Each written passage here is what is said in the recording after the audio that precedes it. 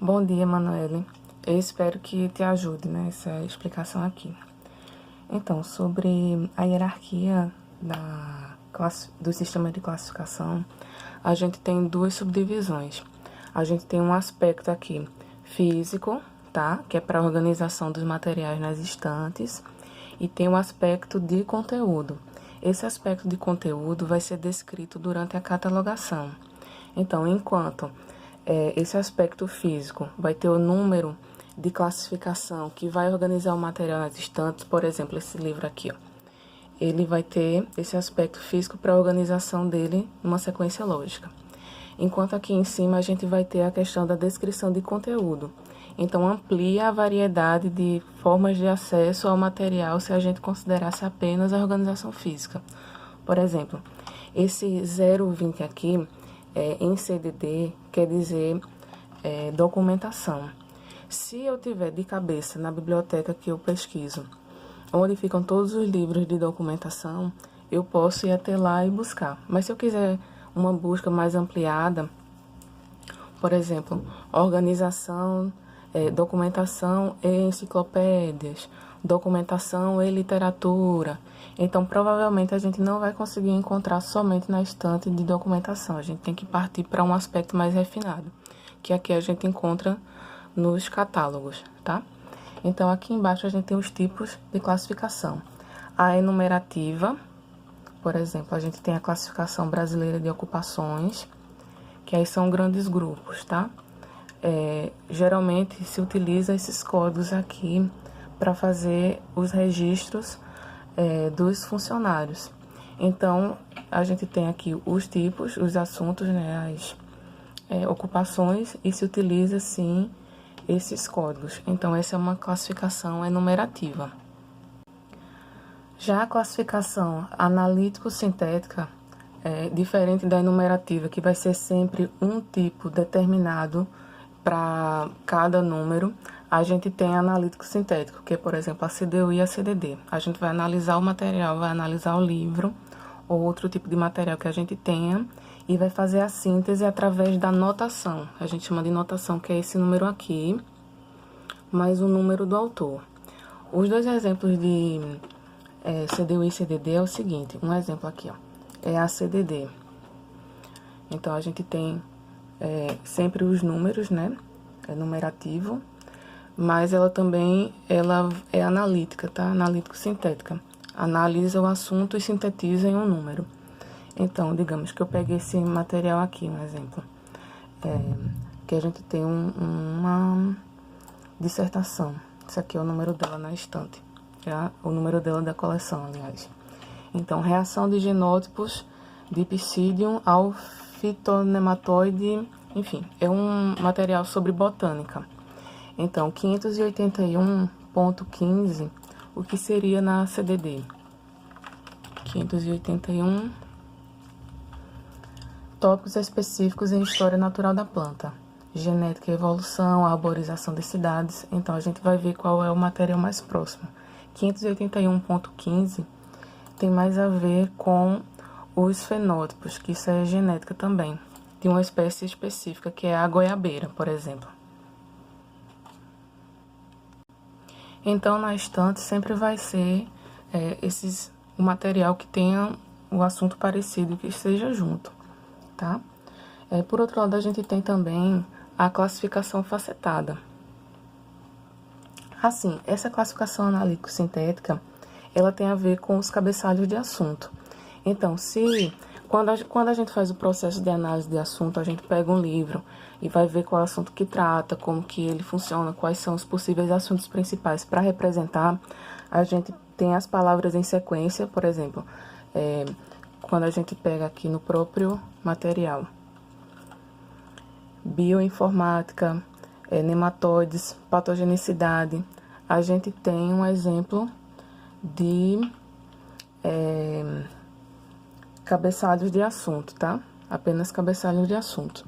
Esses cabeçalhos vão dar uma dica, por exemplo, qual é o assunto principal e qual é o assunto secundário. O assunto principal vai ser o número que vai ser utilizado primeiramente na hora de fazer a representação. Já a classificação facetada, ela tem a ver com as diferentes possibilidades de observação do mesmo assunto. Por exemplo, se a gente tem bibliotecas, mas a gente pode ter bibliotecas em relação à arquitetura, bibliotecas em relação aos usuários, biblioteca em relação à especificidade. Por exemplo, se é uma biblioteca universitária, se é uma biblioteca universitária, se é uma biblioteca comunitária. Enfim, a gente tem essa relação justamente com o tesauro, que vai dar os diferentes aspectos. Por exemplo, a gente tem o tesauro, deixa eu ver, um exemplo aqui de direito eleitoral. Então, a gente tem um exemplo, o termo analfabeto. Analfabeto está relacionado com alfabetização, analfabetismo, capacidade eleitoral. O que seria essa capacidade eleitoral? Quem é alfabetizado e quem é analfabeto tem a mesma capacidade eleitoral. Ou a inelegibilidade. Inelegibilidade é quando um candidato que quer se candidatar às eleições, ele tem que comprovar que é alfabetizado. Analfabetos não podem concorrer a nenhuma eleição, a nenhum pleito, né? Então, nesse caso aqui, inelegibilidade, a gente poderia ter diversas facetas. Por exemplo, qual que são os critérios para um candidato ser inelegível? Por exemplo, está cumprindo pena, regime fechado, regime semi-privativo de liberdade, ou então, se ele não conseguir comprovar a alfabetização. Então, a gente pode colocar alguns critérios que podem variar, não necessariamente sempre uma notação determinada. A gente pode ter essa flexibilização. Então, a gente tem aqui já uma relação, tá?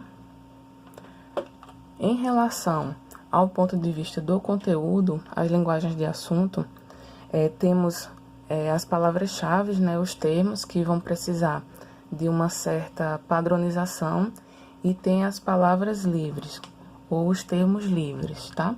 Os termos livres é quando não precisa de nenhum tipo de linguagem que vá ter uma normalização. Por exemplo, quando a gente tem um artigo, os próprios autores dos artigos podem decidir quais são os termos que vão representar o conteúdo. Então, esse exemplo aqui de artigo, biblioteca comunitária é um universo dentro de uma tipologia. As palavras-chave são escolhidas pelo próprio autor. Isso é comum dentro de diversos periódicos, tá? Diversas revistas. Eu escolhi a Brapse aqui para trazer para você, que é uma base de dados em português de artigos e de revistas brasileiros, tá? Então é bem fácil de você encontrar material em português. É o Brapse, pode colocar no Google que encontra bem facinho. Já que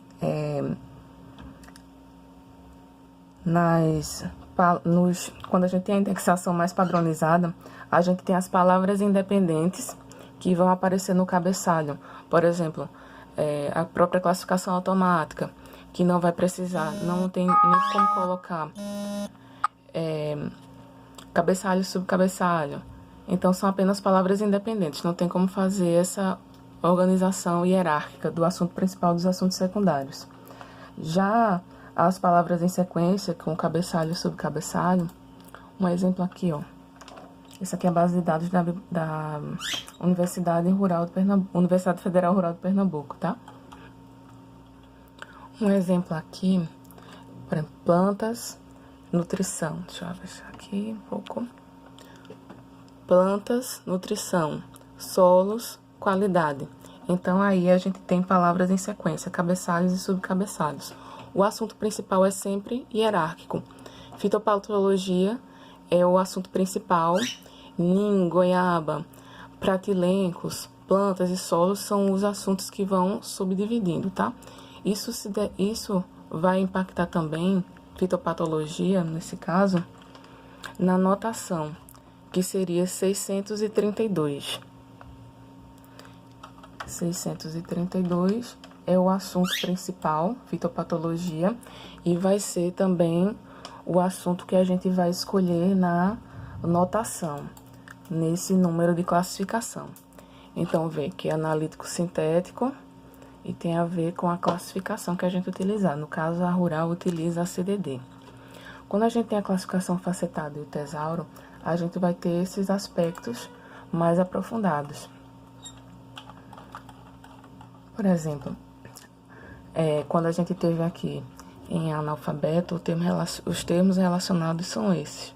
A gente tem o tesauro como uma linguagem terminológica, uma linguagem documentária que é bem estrita, tá? Cada termo que aparece no tesauro, ele foi estudado, ele tem um porquê de estar aí. Então, cada termo que aparece no tesauro, ele tem dois aspectos para serem incluídos: a garantia literária e a garantia do usuário. O que isso quer dizer? A garantia literária quer dizer que aparece na linguagem comum de direito eleitoral, por exemplo, nos artigos, nos livros, é um termo consolidado pela literatura. E também as pessoas que são profissionais do direito eleitoral, um exemplo nesse caso aqui, desse tesauro, elas vão utilizar sim esses termos aí. É comum da linguagem desses especialistas, são jargões já bem estabelecidos. Um outro exemplo de tesauro é esse aqui, que é do Ministério da Saúde. Por exemplo, a gente tem o termo e vai ter quais são os relacionamentos. Se tiver um termo que seja mais amplo, um termo mais específico, isso vai ajudar o bibliotecário ou a pessoa que está trabalhando na base de dados a estabelecer qual vai ser o nível de generalidade ou especificidade. Tipo, se é uma biblioteca universitária, eu não posso ser tão especializado, porque a gente vai ter públicos de diversos aprofundamentos na área, alunos de primeiro período, alunos que já estão formados.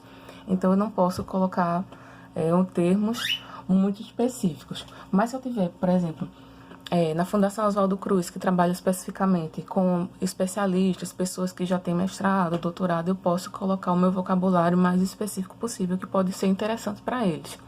Um exemplo aqui, ó, dengue. Dengue é uma doença específica desse termo aqui, ó, doenças de notificação compulsória. Então, se eu venho para doenças, se eu quiser ser um pouco mais geral do que dengue, eu posso colocar doenças de notificação compulsória. E o termo específico de notificação compulsória é dengue, dentre outros. Um exemplo aqui, doenças de notificação compulsória é o termo geral que vai abranger todas essas aqui, ó. AIDS, dengue, malária, meningite, sarampo, rubéola. Então, um termo ainda mais genérico, mais geral, mais abrangente do que doenças de notificação compulsória é esse aqui, ó, por exemplo, vigilância epidemiológica. Vigilância epidemiológica é um termo bem mais amplo que vai abordar todos esses aqui que são mais específicos. Tá entendendo? Então, eu espero que você tenha entendido, né? Eu tenha conseguido ajudar, que a gente tem esses dois aspectos: o aspecto físico e o aspecto de conteúdo. A gente chama, inclusive, de organização da informação, essa questão física do material nas estantes, e organização do conhecimento, quando a gente parte realmente para o conteúdo. E aí a gente vai ter diversos tipos de sistemas de organização do conhecimento. Um deles é o tesauro. Tesauro, as próprias listas de assuntos são sistemas de organização do conhecimento, dentre outros.